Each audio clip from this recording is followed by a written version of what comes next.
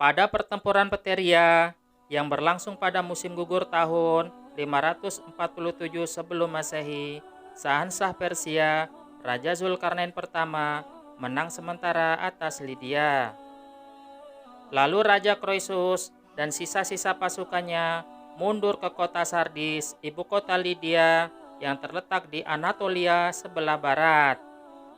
Dia sangat yakin dapat mempertahankan kota itu dari serangan balasan Raja Zulkarnain.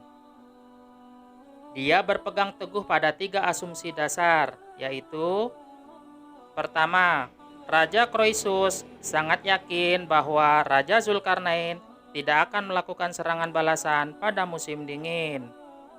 Kedua, jika kemungkinan Persia melakukan serangan balasan pada musim dingin, maka dia telah bersiap dengan pasukan tempurnya.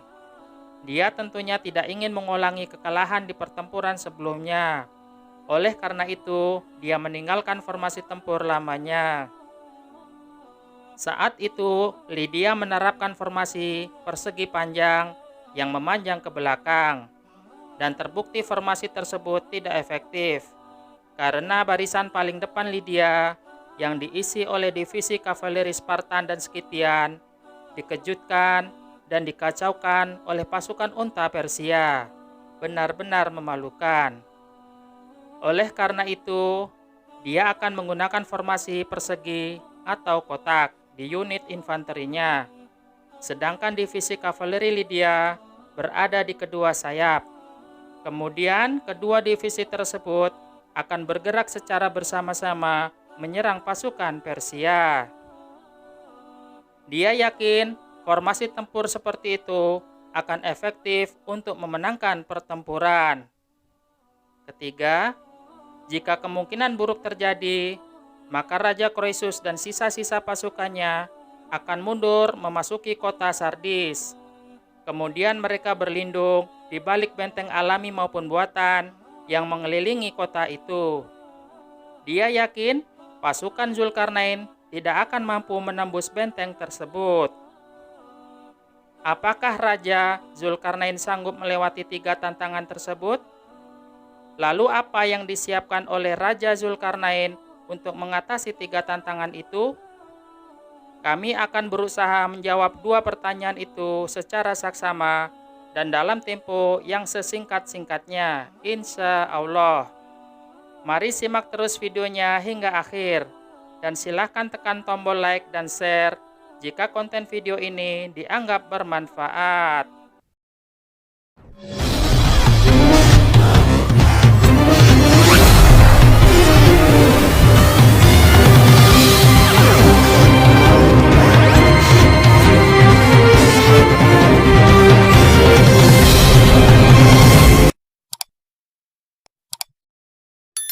Bismillahirrahmanirrahim. Allahumma sholli ala Muhammad wa ali Muhammad. Assalamualaikum warahmatullahi wabarakatuh. Pada konten video kali ini, kami mengangkat judul Kisah Raja Zulkarnain bagian ke-6, Pertempuran Timbra, Strategi Persia menaklukkan Lydia.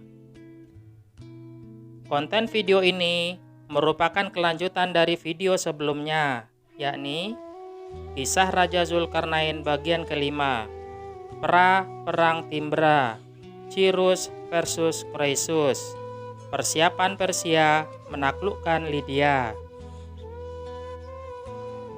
Latar belakang. Kisah historis ini tentang Raja Zulkarnain pertama, yakni Sahansah Kores yang Agung atau Cyrus the Great.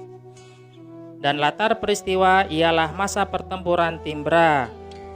Perang itu meletus setelah perang Pteria, tepatnya pada awal musim dingin, akhir Desember 547 sebelum Masehi. Pertempuran Timbra adalah pertempuran yang menentukan dalam perang antara Croesus dari kerajaan Lydia dan Raja Zulkarnain I atau Cyrus yang Agung dari Kekaisaran Achaemenid. Dan pada masa itu, Raja Zulkarnain pertama telah menyusun rencana pertempuran yang matang. Selain itu, dia juga memiliki 2 unit militer yang inovatif dan tentunya berpotensi akan mengejutkan pasukan Lydia. Inovasi unit militer Persia. Raja Zulkarnain pertama atau Cyrus the Great membuat 2 unit militer yang inovatif pada masa itu dan tidak pernah ada pada periode sebelumnya. Kedua unit militer tersebut ialah: pertama, kavaleri unta Persia. Unit itu terbukti efektif pada pertempuran Pteria. Unta-unta Persia berhasil mengejutkan dan memporak-porandakan elit kavaleri Lydia. Padahal mereka saat itu diperkuat oleh kavaleri terbaik di dunia dari tentara Spartan dan Skitian. Kedua, Persia memiliki 5-6 buah menara bergerak atau beroda. Setiap menara berisi 20 orang pemanah jitu atau sniper terbaik. Dan menara itu memiliki fungsi ganda, yakni pertama, pada saat peperangan mereka menahan laju gerak infanteri Lydia. Karena pasukan panah Persia akan menghujani infanteri Lydia dengan anak panah. Ribuan anak panah itu akan menyasar ke kepala musuh yang tidak memakai helm tempur. Akibatnya, infanteri Lydia terpisah dengan unit kavalerinya. Lalu organisasi mereka akan terpecah belah dan serangan Lydia pun tidak terkoordinasi lagi. Selanjutnya, situasi tersebut menciptakan celah bagi kavaleri unta Persia bergerak dari sisi sayap. Mereka sebelumnya berada di belakang kavaleri Persia, sengaja disembunyikan dari pantauan kavaleri Lydia. Lalu pasukan unta Persia itu menyergap dan membuat kejutan kavaleri Lydia dari arah belakang. Dan fungsi kedua dari menara bergerak atau beroda itu ialah untuk memanjat tembok atau benteng yang mengelilingi dan melindungi kota Sardis. Oleh karena itu, menara itu juga sering disebut sebagai menara pengepungan. Alat militer itu terbukti efektif karena hanya dalam tempo 2 minggu, seluruh pasukan Persia berhasil menembus benteng kota Sardis. Dan selanjutnya mereka dapat menguasai kota secara mudah. Akhirnya Croesus pun menyerah. Inilah bentuk dari menara bergerak atau menara pengepungan yang diciptakan pertama kali oleh Raja Zulkarnain. Selanjutnya ditiru oleh kerajaan-kerajaan lainnya, termasuk diadopsi oleh tentara Romawi.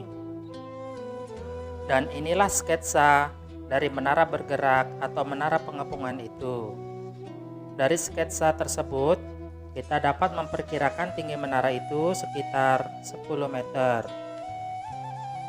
Sedangkan ini adalah bentuk modern dari menara pengepungan yang diciptakan pertama kali oleh Raja Zulkarnain pertama atau Cyrus the Great. Dan tentu saja menara pengepungan Persia itu berpotensi dapat menjangkau dinding atas dari tembok atau benteng di kota Sardis, Lydia. Inilah salah satu kunci kemenangan Raja Zulkarnain yang dapat menembusnya dalam tempo relatif cukup singkat. Hanya dalam waktu 2 minggu, pasukan Persia dapat memasuki kota Sardis. Dan akhirnya Persia pun menang mutlak atas Lydia. Inovasi strategi militer Persia.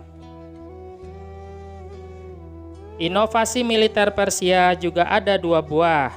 Pertama, berkaitan dengan momentum atau waktu yang paling tepat untuk melakukan serangan balasan. Dan Raja Zulkarnain telah memutuskan bahwa momentum itu harus dilakukan pada musim dingin. Dan pada konten video sebelumnya, kami telah menganalisa permasalahan ini. Kedua, berkaitan dengan formasi pertempuran.